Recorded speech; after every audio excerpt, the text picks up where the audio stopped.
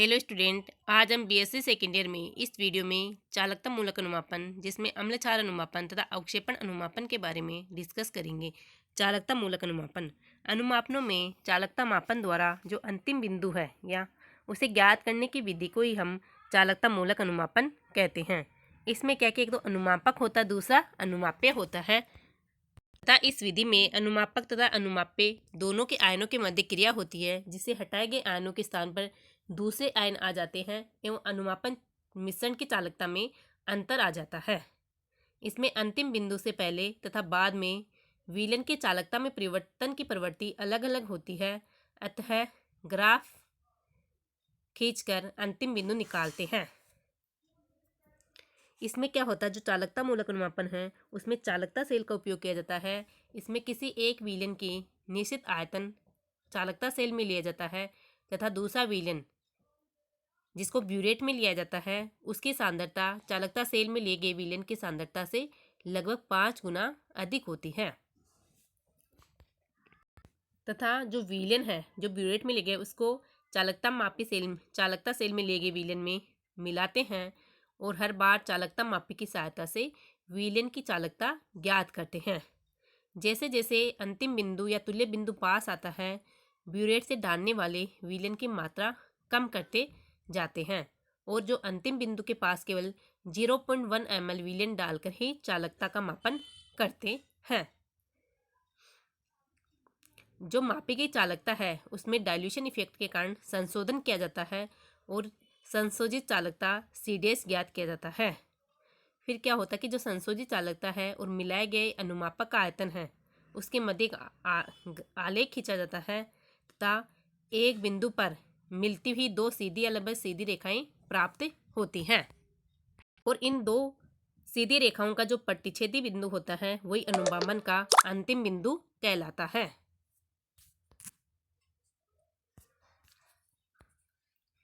फिर क्या करते हैं, ग्राफ से इस बिंदु का संगत आयतन ज्ञात करके अज्ञात विलयन की सांद्रता का मान ज्ञात किया जाता है। इस प्रकार चालकता मूलक अनुमापन करते हैं। इसमें दो प्रकार के अनुमापनों का वर्णन करेंगे। एक है अम्ल क्षार अनुमापन, सेकेंड है अवक्षेपण अनुमापन। अम्ल क्षार अनुमापन में फर्स्ट है परबल अम्ल का परबल क्षार से अनुमापन। इसमें परबल अम्ल HCl और परबल क्षार NaOH लिया जाता है, जिसकी निम्न प्रकार अभिक्रिया होती है, जिसमें HCl व NaOH दोनों प्रबल होने के कारण इनका आयनन पूर्णतः होता है H++Cl- प्लस Na++OH-, जिससे Na++Cl- H2O बनता है।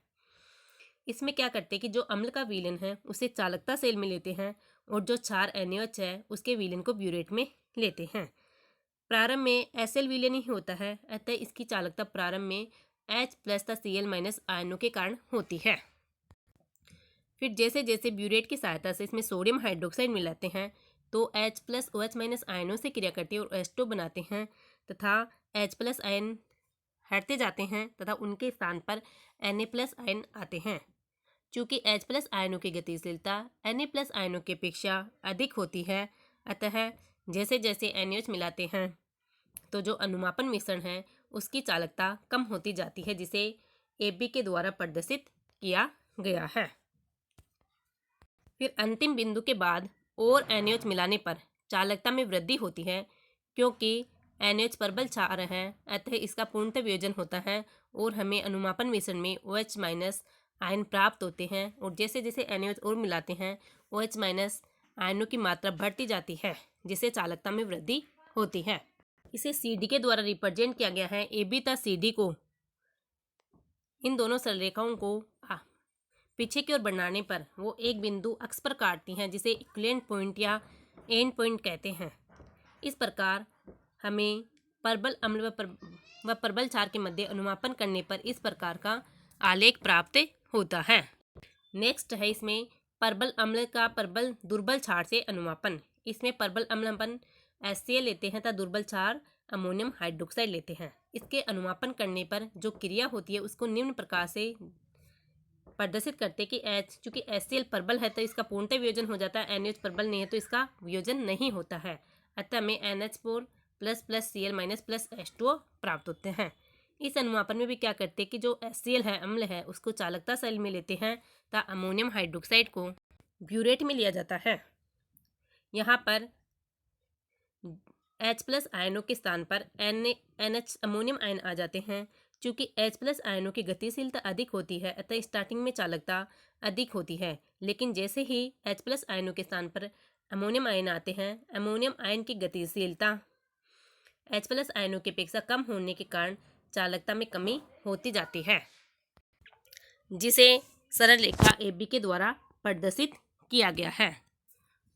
अंतिम बिंदु या तुल्य बिंदु प्राप्त होने के बाद में हम अमोनियम हाइड्रोक्साइड डालते हैं तो अनुमापन मिश्रण की चालकता में वृद्धि नगण्य होती है, क्योंकि जो अमोनियम हाइड्रोक्साइड है वो दुर्बल क्षार है और दुर्बल क्षार होने के कारण इसके आयरन की मात्रा बहुत कम होती है। अतः हमें क्या है कि विलयन में फ्री स्टेट में हाइड्रोक्साइड आयन प्राप्त नहीं हो पाते हैं, अतः चालकता में वृद्धि नगण्य होती है। अतः चालकता को सीधी रेखा द्वारा प्रदर्शित किया गया है, जिसे CD रेखा द्वारा प्रदर्शित किया गया है तथा AB और CD दोनों रेखाओं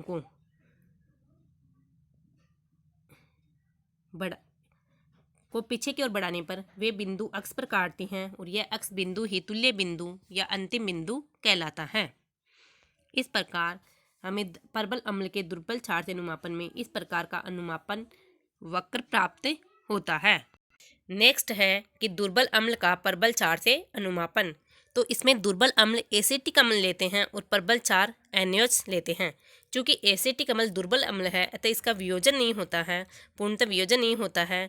अतः इसमें जो रिएक्शंस है वो निम्न प्रकार होती है कि CH3 COOH plus Na plus OH minus, क्योंकि सोडियम हाइड्रोक्साइड परबल क्षार है तो यहाँ से बनेगा CH3 COO plus Na plus H2O, अर्थात यहाँ से सोडियम एसीटेट बनता है। इसमें क्या है कि जो अम्ल है उसको चालकता सेल में और जो क्षार सोडियम हाइड्रोक्साइड है उसको ब्यूरेट में लेते हैं।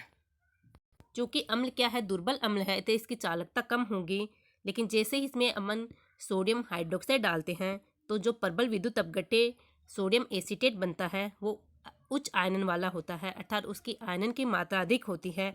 अतः जैसे जैसे सोडियम हाइड्रोक्साइड डालते हैं Na+ आयनों की मात्रा बढ़ती जाती है और अनुमापन मिश्रण की चालकता बढ़ती जाती है। तो स्टार्टिंग में कम होगी फिर बढ़ती जाएगी, और इसमें और जैसे जैसे NaOH अधिक डालेंगे तो चालकता में वृद्धि होती जाती है, जिसे रेखा AB के द्वारा प्रदर्शित किया गया है। और अंतिम बिंदु के पश्चात जैसे ही हम NaOH और अधिक डालते हैं तो चूंकि NaOH प्रबल क्षार है अतः इसका पूर्णतः वियोजन हो जाता है, अतः हमें OH minus ion free state में प्राप्त हो जाते हैं। और अधिक NaOH डालने पर OH माइनस आयनों की मात्रा बढ़ती जाती है तथा विलयन की चालकता में वृद्धि होती जाती है, जिसे रेखा CD के द्वारा प्रदर्शित किया गया है। AB तथा CD दोनों रेखाएं एक दूसरे को अक्ष बिंदु पर काटती हैं और यह अक्ष बिंदु ही उसका अंतिम बिंदु या तुल्य बिंदु कहलाता है। इस प्रकार दुर्बल अम्ल का प्रबल क्षार से अनुमापन में हमें इस प्रकार का अनुमापन चालकता मूलक अनुमापन वक्र प्राप्त होता है। नेक्स्ट अम्ल क्षार अनुमापन में नेक्स्ट है कि दुर्बल अम्ल का दुर्बल क्षार से अनुमापन। यहाँ पर दुर्बल अम्ल एसिटिक एसिड तब दुर्बल क्षार अमोनियम हाइड्रोक्साइड लेते हैं, जिनके आपस में अनुमापन के द्वारा निम्न अभिक्रिया होती है, जो निम्न प्रकार है, जिससे हमें एसीटेट आयन, अमोनियम आयन तथा वाटर प्राप्त होता है। इसमें भी क्या है कि जो एसिटिक एसिड है उसको चालकता सेल में तो अमोनियम हाइड्रोक्साइड को ब्यूरेट में लिया जाता है। चूँकि प्रारंभ में चालकता एसिटिक एसिड के कारण होती है जो कि दुर्बल अम्ल है जिसके आयरन की मात्रा कम होती है, अतः चालकता स्टार्टिंग में कम होती है। लेकिन जैसे ही हम इसमें अमोनियम हाइड्रोक्साइड ब्यूरेट से मिलाते हैं तो इससे अमोनियम एसीटेट बनता है, जो कि जिसके आयरन की मात्रा उच्च होती है। अमोनियम एसीटेट उच्च आयरन वाला होने के कारण इसके आयरन की मात्रा अधिक होती है, अतः विलयन की चालकता बढ़ती जाती है, जिसे इस डायग्राम में रेखा AB के द्वारा प्रदर्शित किया गया है। और जैसे ही हमें अंतिम बिंदु प्राप्त हो जाता है उसके बाद में अमोनियम हाइड्रोक्साइड मिलाने पर चालकता में लगभग नगण्य परिवर्तन होता है, क्योंकि जो अमोनियम हाइड्रोक्साइड है वो दुर्बल विद्युत अपघट्य है और दुर्बल विद्युत अपघट्य के कारण इसके आयरन की मात्रा बहुत ही कम होती है। अतः आयरन कम होने से चालकता में परिवर्तन बहुत कम होता है। अतः यहाँ पर चालकता में परिवर्तन इस प्रकार सीधी रेखा के द्वारा प्रदर्शित किया गया है, जिसे CD रेखा द्वारा रिप्रेजेंट किया गया है। तथा AB व CD रेखाएं दोनों एक दूसरे को जिस बिंदु पे काटती हैं वह अक्ष बिंदु है। यह अक्ष बिंदु ही अंतिम बिंदु या तुल्य बिंदु कहलाता है। इस प्रकार हमें दुर्बल अम्ल का दुर्बल क्षार से अनुमापन करने पर इस प्रकार का चालकता मूलक अनुमापन वक्र प्राप्त होता है। अब इसमें डिस्कस करेंगे, यह तो हो गए अम्ल क्षार अनुमापन, जिसमें हमने डिस्कस किया परबल अम्ल का परबल क्षार से अनुमापन, परबल अम्ल का दुर्बल क्षार से अनुमापन, दुर्बल अम्ल का दुर्बल क्षार से अनुमापन तथा दुर्बल अम्ल का परबल क्षार से अनुमापन। अब हम डिस्कस करेंगे अवक्षेपण अनुमापन। अवक्षेपण अनुमापन में यहाँ हम लेते हैं सिल्वर नाइट्रेट तक KCl की अभिक्रिया।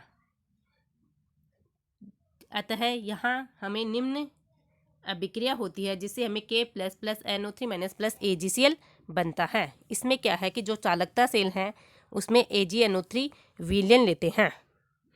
तो स्टार्टिंग में जो चालकता है विलयन की वो Ag+ तथा नाइट्रेट आयनों के कारण होती है, लेकिन जैसे ही हम इसमें KCl मिलाते हैं तो KCl मिलाने पे क्या होता है कि Ag+ आयनों के स्थान पर क्या हो जाएंगे, K+ आयन आ जाते हैं। लेकिन जो Ag+ आयन है तथा जो K+ आयन है उन दोनों की गतिशीलता लगभग समान होती है।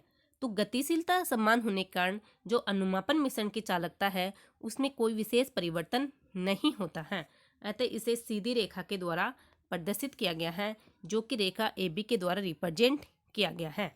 और जैसे ही हमें अंतिम बिंदु प्राप्त होता है उसके बाद में हम KCl डालते हैं, तो KCl डालने पर चालकता में वृद्धि होती है, क्योंकि KCl एक सोल्ट है जिसका जो कि प्रबल विद्युत अपघट्य है, जिसके उच्च आयरन की मात्रा होती है और आयरन होकर हमें क्लोराइड आयन प्राप्त होते हैं। और जैसे जैसे हम इसमें KCl डालते हैं क्लोराइड आयनों की मात्रा में वृद्धि होती जाती है और चालकता में वृद्धि होती जाती है, जिसे रेखा CD के द्वारा रिप्रेजेंट किया गया है। रेखा AB तथा CD दोनों अक्ष बिंदु पर काटती हैं और जो ये अक्ष बिंदु है वही अंतिम बिंदु या तुल्य बिंदु कहलाता है। इस प्रकार अवक्षेपण अनुमापन के लिए सिल्वर नाइट्रेट तथा KCl के लिए चालकता मूलक अनुमापन वक्र प्राप्त होता है। नेक्स्ट है कि चालकता मूलक अनुमापनों के क्या लाभ हैं। चालकता मूलक अनुमापनों के निम्नलिखित लाभ होते हैं कि इसमें तनु विलयनों का भी अनुमापन किया जाता है। सेकंड है कि जो रंगीन विलयन जैसे डाई स्टफ है उसका अनुमापन भी किया जाता है, जिसमें जो अपन एंड पॉइंट ज्ञात करते हैं तो अंतिम बिंदु ज्ञात करते हैं उसको ज्ञात करने में साधारण सूचक का उपयोग नहीं करते हैं। नेक्स्ट है कि प्रबल व दुर्बल अम्लों के मिश्रण जैसे एसिटिक एसिड है और हाइड्रोजन क्लोराइड एसिड है, दोनों के मिश्रण का अनुमापन भी इस विधि के द्वारा किया जाता है। इस विधि में क्या होता है कि जो अंतिम बिंदु है वो ग्राफ के द्वारा निर्धारित किया जाता है। अतः अंतिम बिंदु के पहले तथा बाद में कुछ ही मापन पर्याप्त होते हैं। अतः जो अपन साधारण अनुमापन लेते हैं उसमें हमें बहुत सावधानी बरतनी पड़ती है अंतिम बिंदु ज्ञात करने में, लेकिन इसमें जो चालकता मूलक अनुमापन है उसमें परिणाम हमें अधिक यथार्थ प्राप्त होते हैं। इसी प्रकार हमने दुर्बल क्षार व दुर्बल अम्ल का अनुमापन किया। इससे हमें चालकता मूलक अनुमापन से दुर्बल क्षार व दुर्बल अम्ल का अनुमापन इजीली कर सकते हैं, क्योंकि अगर हम साधारण आयतन मितीय विश्लेषण से ऐसे अनुमापन सूचकों के साथ करते हैं तो वो तीक्ष्ण रंग परिवर्तन नहीं होता और हमें अंतिम बिंदु प्राप्त नहीं होता है। अतः चालकता मूलक अनुमापन के विभिन्न लाभ होते हैं।